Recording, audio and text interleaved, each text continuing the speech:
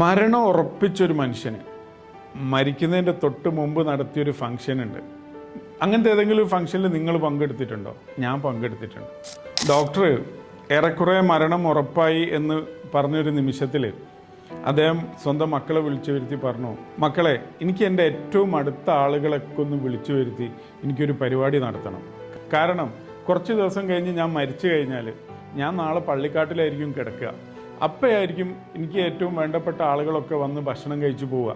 എനിക്കത് കാണാൻ കഴിയില്ലല്ലോ, ഞാൻ പള്ളിക്കാട്ടിലല്ല ഉണ്ടാവുക.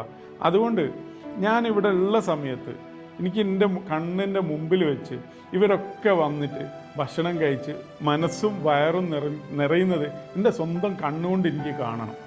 അദ്ദേഹത്തിൻ്റെ ഏറ്റവും സുന്ദരമായ ജീവിതത്തിൽ അദ്ദേഹം കണക്ട് ചെയ്ത എല്ലാ ആളുകളെയും അദ്ദേഹം അന്ന് ക്ഷണിച്ചു. അന്ന് അദ്ദേഹം വളരെ ക്ഷീണിതനായിരുന്നു. രോഗം അങ്ങ് മൂർച്ഛിച്ചെത്തിയിട്ടുണ്ട്.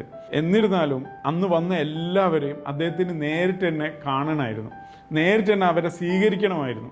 എല്ലാ മനുഷ്യരെയും അദ്ദേഹം നേരിട്ട് തന്നെ സ്വീകരിച്ചു. സ്നേഹത്തോടെ സന്തോഷത്തോടു കൂടി എല്ലാവരും അദ്ദേഹം യാത്ര അയച്ചു.